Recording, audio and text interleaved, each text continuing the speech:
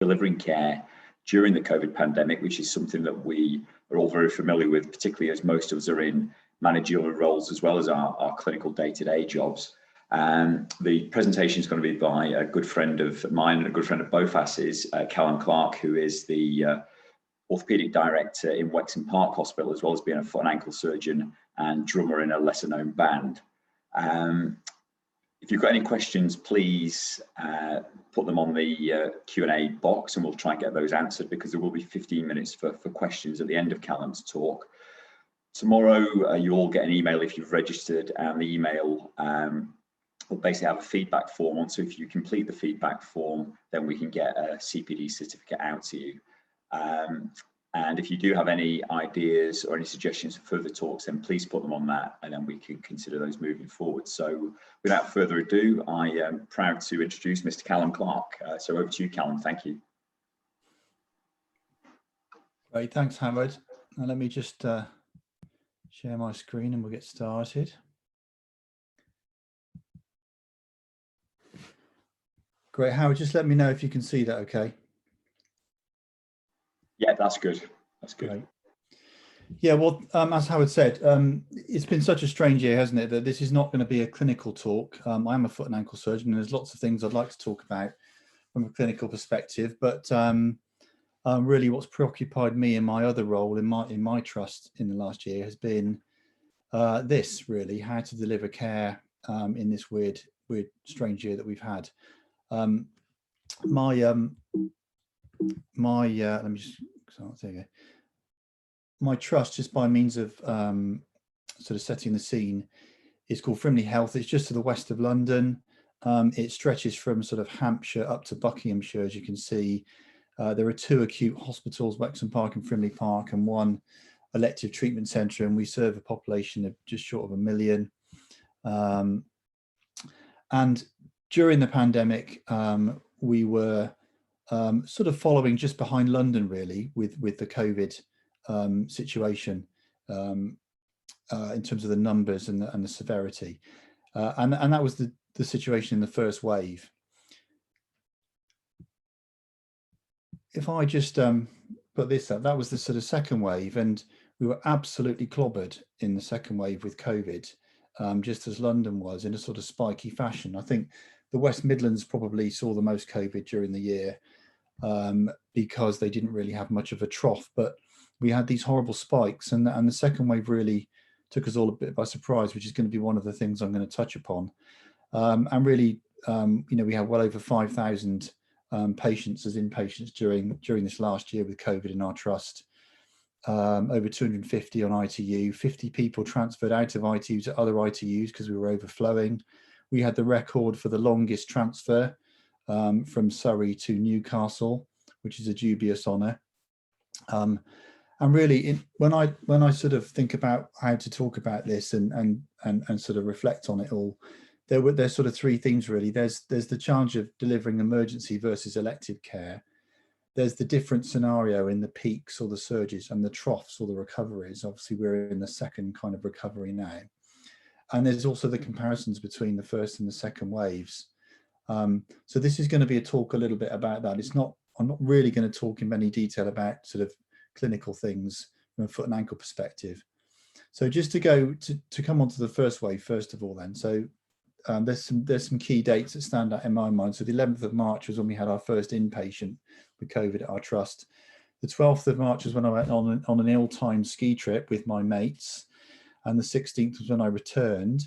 The 19th was when I gave a sort of war speech to all of the 60 or so doctors that I'm in charge of in my directorate, both in orthopaedics and plastics, which also comes under my care. And then the 20th was when I had my swab, which came back as positive for COVID. And the 23rd was the first day of lockdown. So these are all sorts of key dates for me. But looking back at that period, one of the preoccupations, it's hard to remember now, isn't it, but was PPE. And you know, there were all sorts of questions about PPE from colleagues, from friends. There wasn't enough of the stuff. There was all this stuff about how to don and doff. The medics were absolutely terrible at it, but the surgeons were quite good. Off came the beard, so we could fit these FFP3 masks on. We all started looking at graphs too often, and they were all going sort of the wrong way. And of course, the thing with PPE, wasn't it, was that there wasn't enough of it, and there was also, I think, an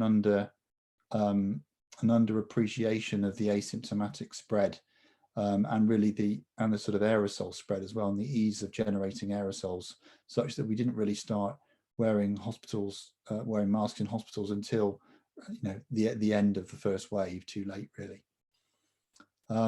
Swabbing was really a rare thing early on in the first wave in particular. It only really became widespread in the lull after the first wave, and we had this sort of these meningeal swabs being done as well through the sort of into the pituitary fossa quite often, which was quite painful. And I think gradually people realised that the nasopharynx went backwards, not upwards. And early on, there was a lot of guidance actually nationally. So for people like me in charge of departments, we could fall back on lots of information given to us by NHS England, and the British Orthopaedic Association in particular were very helpful. And this was a sort of Bible in terms of mobilising the troops in the first wave. And it was sort of how to approach orthopaedics on a war footing.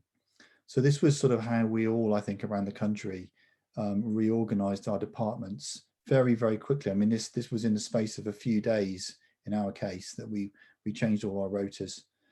And really the emphasis in that first surge was that we just stopped everything. We stopped all of our elective surgery and clinics. We kind of forgot about them because we were preoccupied with everything else. We even stopped non-emergency imaging in our unit, I think in many units. And we developed these new thresholds for treatments of emergency cases, because the idea was to keep the footfall in hospital to a minimum. So if patients did need surgery, and with a kind of raised threshold for doing so, then you would try and make the surgery day case and ambulatory if at all possible, and get people out, really in and out, so they couldn't catch COVID and spread COVID in the hospital. We took over managing the minor injuries part of A&E in orthopaedics, and we redeployed all of our juniors, and lots of places did things differently, but ultimately it was not business as usual, and all departments were depleted. And in this first wave in our area, because we were following behind London, a third of our directorate fell sick with COVID, which is, quite a significant proportion within a period of a few weeks, myself being the first, unfortunately. And so there was a fair amount of sickness to contend with when we redesigned our rotas, which were completely redone from scratch on this kind of war footing. And what we saw in the first wave was a massive drop off in trauma, about 25% of the normal expected numbers coming through the door, because the lockdown was a proper lockdown. And it meant that really, with the sort of new thresholds for surgery and with the reduced numbers, and with having completely mobilised on a war footing, we could easily cope with the first wave. Myself and my plastic surgical colleagues both did the same. We took over the minor injuries, and what the plastic surgeons who do the hand surgery in our directorate found that they started doing an increased number of local anaesthetic operations. And this has been a really great remnant, if you like, of COVID, in that we're doing much more ambulatory local anaesthetic hand surgery, not so much the foot surgery, but it has really reawakened the whole Wallance thing, wide awake local anaesthetic, no tourniquet surgery. So this is really back on the agenda now. But gradually, as we went through sort of April, May and into June, the numbers crept up in the first contact, the minor injuries clinic, until we got to a point where we couldn't cope anymore, and we had to give this back to A&E. So we managed that for about 3 months in our trust, and unsurprisingly, A&E were not keen to take this business back, and it was quite something to manage to get them to take it back, in fact, in our department. And we kept ourselves cheerful by wearing colourful scrubs made by all the local seamstresses and donated. So there was a kind of feel good. And as the summer got, or the spring and the summer got sort of hotter, and it all sort of looked as if life was heading in the right direction again.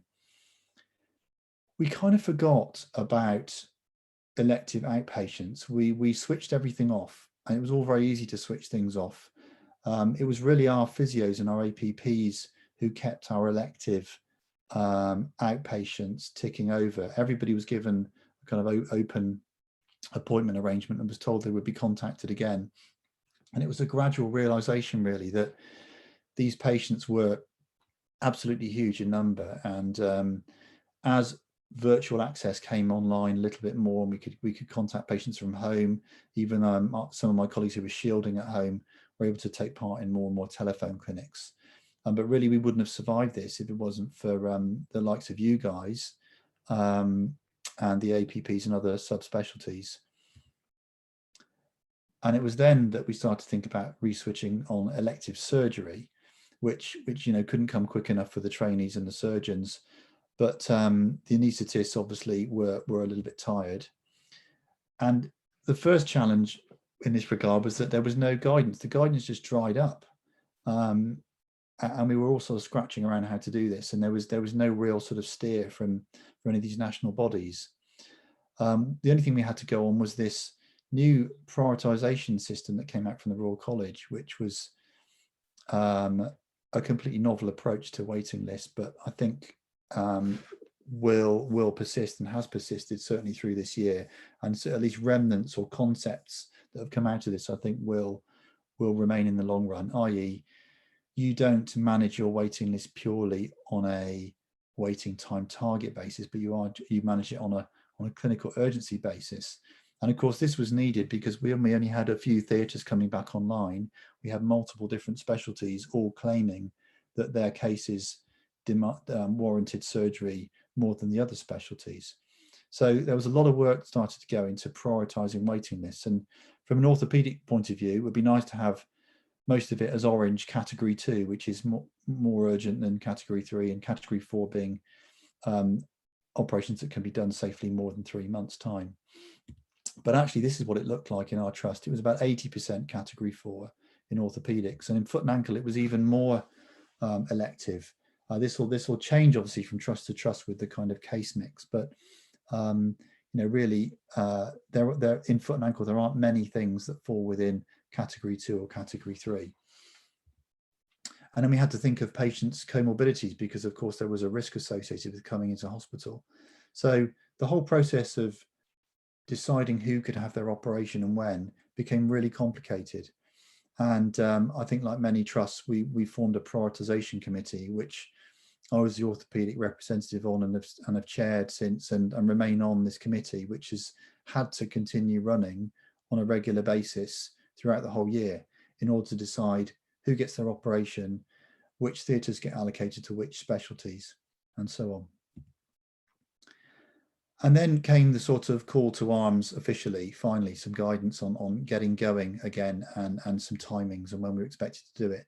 So we developed things like COVID consent forms and new information sheets for patients based around the risks of COVID. And then we started to get some guidance from the anaesthetists on when it was safe to restart in terms of having the sort of space, staff, stuff and systems ready. And so we began to sort of turn our attention to how we might do this. And some of the challenges immediately identified were the staff that had been redeployed and the tired anaesthetists and the PPE, which was still in scarce supply really at that stage. The BOA finally came out with some guidance, and that was really around how to set up a cold elective unit,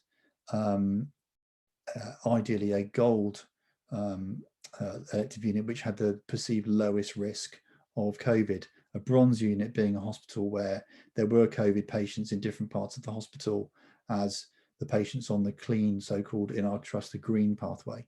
So you had red and amber and green all in one place. So what the idea would be to have a standalone elective centre. And this was mirrored by subsequent guidance from the NHS England, who followed really after BOA. BOA were ahead of the game at every stage here. So really in late May, we started to think about elective surgery. And we have this standalone elective centre I talked about in Ascot in the middle of our patch.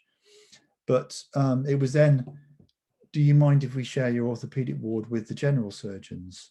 or the breast surgeons, and all these sorts of new scenarios that we had to pick our way through started to rear up.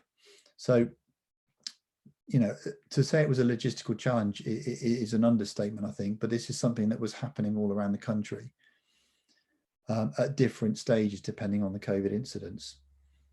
So we had our estate, we were relatively fortunate there. At this stage, we didn't have the lateral flow test, so everyone was having to swab and isolate. So you couldn't do a trauma week and a trauma operating list and then go and do an elective list the next day. You had to isolate for 7 days preoperatively originally. And the patients had to isolate for 2 weeks at that stage, coming off the first wave. So that was our real estate. So we had the three NHS units, but we also had the private sector, and we have 3 main private hospitals in our ICS, our integrated care system patch, a BMI hospital and 2 spires, and we relied on these heavily. So in those first 3 months, May, June, July, of the restart, we managed to get 355 patients done in the north end of our geography there. And we had quite a successful restart. I think we used the independent sector heavily, given that we had these constraints of patient and staff isolation, and we managed to get through some work, and we didn't give anyone COVID. At the same time, roughly, we started to switch on the outpatients, which was more of a challenge, surprisingly, than the inpatient work. We had all sorts of issues going on because in the ICS, there was people who wanted to reinvent everything, including the second tier. They wanted to reinvent triage, advice and guidance had to be switched on, pathways were being changed. We were talking about evidence-based interventions, i.e. procedures that shouldn't really be done because they're supposedly not very valuable, such as carpal tunnel decompression, such as Dupotrons and so on. No foot procedures, interestingly. So this was actually, you know, more of a challenge, and we had this remote access now, which was fantastic and a novelty. Then came the booming from on high, the directive that we should do as many as possible of our consultations virtually. And I think this has been an interesting theme that throughout the year, which you as APPs will have been heavily involved in as well. You know, there is a reality really that I think in MSK there is a limitation on what we can achieve with virtual consultations, whether they're by video or by phone. And I think certainly in our area we have concluded that almost all new patient and almost all consultations, bar 25%, roughly 20 to 25%, should be face-to-face. And really the follow-ups after scans or other investigations are the ones who we're doing virtually now. So these are all worked into our job plans. I mentioned our ICS. So we have, within our ICS, we are the only acute trust. So I think we're the only one of those in the country with the smallest ICS. But that has been an advantage because I've been attending many meetings with the ICS, and I have a couple of roles within that organisation. And communication between the primary care groups and the secondary care hospital, which has been really a challenge for many regions around the country, has been quite well linked up in our area, and it allowed us to speed through certain things like some guidance on how safely to do steroid injections, and we reinvented all the pathways in about 3 months. Then came the lateral flow test, which made things much easier. And coming off the first wave, we were kind of thinking we were okay. Cases started to peak up a little bit. These are Frimley Park on top and Wexham Park and below, through September, October, November. But we thought we'll carry on, and the directive was very much carry on elective outpatients, carry on elective inpatients. We can cope with this. And then that happened at Christmas. And really, I think this is where the second wave comes in, and the contrast, the most stark contrast between the first and second wave for us was that we just had to play catch up. We had this delusional belief, I think, going into Christmas that we would cope with this and it wouldn't be anything like the first wave. And in fact, it was 3 times as bad as the first wave. And I think 3 times as stressful, because we were trying to not redeploy staff and trying to carry on with elective up until the last minute. And it ended up being like this. And we were completely overwhelmed in our second wave. We did have PPE, we did have the rapid testing, and we had the vaccination program starting, but we had this false belief, I think, within our leadership, and I think nationally too, that we shouldn't go redeploy as far and as widely as we did in the first wave. Don't stop elective clinics. Don't stop non-emergency imaging. These were the things that I think we did hold on to, and these are the lessons we did learn from the first wave that I think helped us in the second wave. We kind of carried on with standard trauma decision making rather than reverting to the sort of wartime thresholds for surgical decisions. Any redeployment of staff, which ultimately we had to do, I made sure was time limited, finishing really towards the end of February. So when we sent when we sent junior doctors to medicine and ITU, it was on a time limited basis. And staff were tired this time, you know, it was much more stressful and partly because we were tired. But we had one eye on the restart, much more, I think, all the way through this time, particularly the outpatient restart, which was the thing that we, I think, dropped the ball on the first time round. One of the problems though was that it was winter, and trauma didn't drop. So we certainly didn't see a drop to 25% of trauma. We had loads of insufficiency fractures coming in and we were busy, and yet we didn't have the theatres. And this was a real challenge for delivering care, I think, in the second wave. We did, in the lull between first and second waves, identify a part of the hospital, an old emergency department area, which is 3 times the size of this. This is just one part of it, which allowed us to treble the size of our ITU capacity, at which we filled at both sites. So we had, we normally across our trust only have about 25 ITU patients in normal times, but we had over 50 for weeks and weeks, and we had over 60 level 2 ITU patients as well. So over 100 in all at the worst point. And we also had COVID patients at our beloved elective site this time. We had to make the orthopedic ward a COVID ward, which has had some fringe benefits because the orthopedic nursing staff who all caught COVID during this second phase, but thankfully we're all okay, are now excellent at managing CPAP in sleep apnea patients. So we now can do sleep apnea elective patients at our cold elective site, which is something we didn't have access to before. And we did use, again, the private hospital facilities all the way through, in fact, this time. So we didn't stop this time. We carried on doing electives, but switched sites at a reduced rate, obviously. Using the independent sector is difficult. And, you know, one of the things is having to select the right patients. You know, who does the pre-assessment? How do you manage to see the documentation and the imaging, which actually is easier now that we all have remote access to our NHS records. Staffing was hard in the first wave, slightly easier in the second wave with the rapid flow testing, so we could switch between acute sites and an independent sector much more easily. But follow-up's messy, and you know, physio, you know, was a big question. Who does the physio? Who does the OT?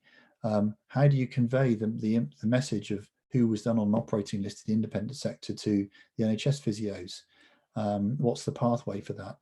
And the clinical governance has always also been a difficult one to tie down.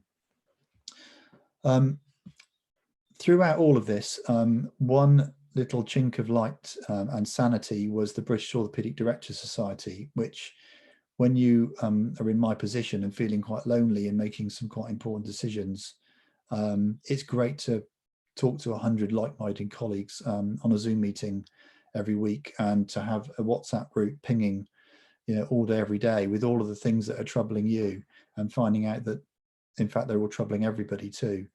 It was also great to tap into people like Chris Moran, who's the National Clinical Director for Trauma at NHS England, and could give us sort of national government level updates on the COVID situation really throughout the last year at intervals. And this is the WhatsApp group, which was really, really busy and really useful. So that was, that just gives an insight into some of the things which I'm sure ring true with most of you. Throughout all of this, we've been rebuilding a £100 million new elective treatment centre at the Heatherwood site in Ascot. So this will be an orthopaedic, largely electives treatment centre, and it's incredibly gone on within time and within budget throughout COVID, which I find astounding, and is going to be finished in the next couple of months. So we've been doing this at the same time, and this was a photo of it the other week. We've also started, and I'm sure some of you work in trusts where you've transformed already to paperless, and we're using this Epic system. So we're all doing this on top of everything else we've had to cope with, reinventing the inpatient pathways, lots and lots of meetings with American IT experts who are quite annoying. And we've also had GIRF running through the whole thing. GIRF paused briefly, I think, in the second wave, but are back in our faces again, which is great, making sure we get it right first time. And this is something that has cranked up, as I'm sure you're all aware, throughout the last year, regardless of COVID. And in fact, certainly in the London area, because of COVID, because there's had to be increased engagement between ICS and trusts, I think, in order to get elective work done. And of course, the orthopedic elective waiting list nationally is a massive, massive problem that's going to require a huge coordinated effort. I mean, ongoing challenges, it is clearly stress. I think we're all feeling it. We've all had wobbles through the year. I've certainly not been immune to that. We've all got an enormous amount of leave that we've carried over, which is going to be a big challenge in trying to get a lot of work done in the next year or two. The real estate still isn't back functioning at the moment, even now. Maintenance work has had to been put on hold, and sort of ceilings have started to cave in and things have to be repaired. So that's going to be a big challenge. There's obviously this massive bubble of referrals, which is going to hit us like a wave of COVID, except it'll be a wave of elective referrals, and it's starting to build now. You can feel it. And so, when I look back, I think, one of the biggest lessons learned was that it's very, very easy to stop everything, and it's really hard to restart it. These are things that we've never really done before, just stop everything. And it all was very easy and very uplifting, and the camaraderie was great and it felt exciting, but it was a hell of a job to get things going in the first wave, or after the first wave, and slightly easier, I think, in the second wave from a logistical point of view, because of the hard lessons we learned first time round. It's really important to have clear command and control in your organization. It's really important when there's a lack of capacity to ethically ration the healthcare out properly, and that can only be done by clinicians. It's really important to acknowledge that training suffered, training of, your training, my training, but also, surgical trainees and medical trainees, they all suffered. And that's something that we really are trying very hard to get back on track. Virtual meetings, which, may be the bane of our lives now, but are, let's face it, a fantastic advance in where we were before. And, this tonight being an example of something that we would never have done a year ago. We do, though, need face-to-face, don't we, the MSK? And it would be very interesting to hear from you guys the challenges that you've had, because that there is an epidemic really of stiff joints post arthroplasty. I certainly did a couple of ankle replacements just before the first wave, and unfortunately did a couple of ankle replacements just before the second wave that didn't really get much physio, and it makes a massive difference. Of course, there was much more face-to-face physio available in the second wave, but there was a real problem in the first wave, and we have seen a number of patients who are stiff and have issues because of the lack of face-to-face physio, and of course mistakes that have been made because of the lack of face-to-face consultations with clinicians. And I haven't even mentioned private practice, but that's a whole other talk, so I shall stop there. Fantastic. Thanks, Callum, and thanks for a really insightful talk, I guess, about what it's like to run a department in unprecedented times. Can I just remind everyone that if you've got any questions, please just put it in the question and answer box. kind of in the meantime, though, I just wondered really, obviously there was massive learning between the first and second wave and things have changed. Would you do anything differently if there was a third wave, or do you think you've kind of got it sussed? No, we definitely haven't got it sussed. And then we are talking about a third wave, aren't we? And we're talking about waves every winter, really. We're talking about bad winter pressures. I think, you know, assuming that it's not overwhelming as a second wave was, we would probably carry on, not redeploy staff, and carry on with elective work with separate green sites and separate green pathways. I think that's probably the main lesson. And we were trying to do it in the second wave, but we just couldn't. I don't know what it was like in your department, but we held on to the end, but it just was overwhelming in the end. Yeah, very similar. It just sort of fell apart. The wheels came off quite quickly, and we're only now really starting to do very urgent things, and hopefully gradually roll it out. But it's been a long, hard slog, and I think, like you said, it was easy to stop everything, but it's the inertia to restarting has been immense, really. Also, just thinking about, you've obviously got lots of innovations gone on. You know, you guys mentioned your local anaesthetic pathway for the plastic surgeons. We're all very familiar with Zoom meetings and Zoom trauma calls. Is there anything that didn't work so well that you regret either introducing or having thrust upon you, or is everything kind of on the whole, apart from obviously the lack of face-to-face contact, which we need as MSK surgeons and physiotherapists, podiatrists? Is there anything apart from the face-to-face that didn't work so well? Yeah, well, I think the main one was the attempt to sort of roll out in a widespread fashion virtual consultations, but be there video or telephone.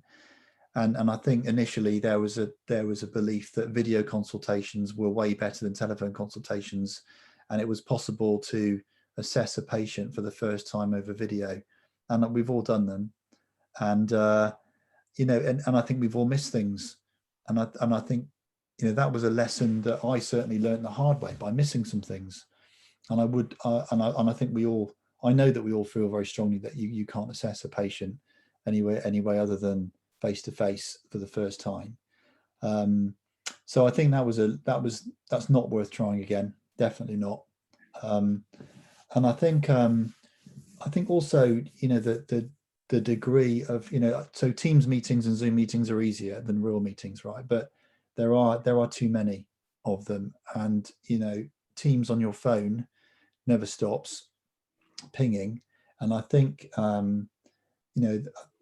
what we need to do is sort of have some time to switch off from these things, to switch notifications off on our phone, because the information overload through this year has just been, overwhelming at times, I think, for a lot of people. So having some good old switch off time, proper holiday time, even when you can't go abroad, I think is probably another lesson that I would learn. So communications worked, but also didn't work. Yeah, great, thanks. And finally from me, like yourselves, we went and manned minor injuries for a while, and then minor injuries started to take it over. But they've moved now to our fracture clinic space because they really like it. And although they're doing their own minor injuries, we can't get them out. Any suggestions? Well, I think we didn't have a virtual fracture clinic before COVID, so we had an old-fashioned system. We were talking about doing virtual fracture clinic, and of course, the two ways to sieve your fracture referrals from A&E are: number one, to kind of own the referral process, particularly the minor injuries process, and you either do that with the ENPs from A&E sitting next to you and you kind of governing it like you're doing, or you actually see them yourself like we did in the first wave. And the other way of sieving it is obviously with a virtual fracture clinic, and you sieve the referrals virtually.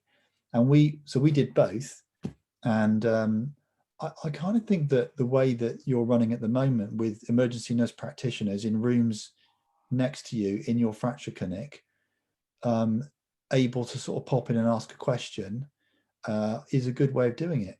Actually, I think it's a good patient experience where you kind of manage first contact. Yeah. So I think there's pros and cons of both the virtual fracture clinic thing and the sort of minor injuries moving in with you. But yeah, I mean, I think our major issue, to be fair, is lack of space. There's issues with waiting room and social distancing at the moment, but maybe when that goes away, it'd be a much happier place. Yeah. Cool. Good. Thank you. No questions from the participants, so I'll just draw a line under that. Thank you once again, Callum, for a fabulous talk and for giving us your time. If I can just remind all the participants that to check your email tomorrow, you'll get a form for some feedback. If there's any talks you would like to have, then just let us know, and hopefully we'll be with you very soon. Okay, thanks very much, everyone. Have a good evening.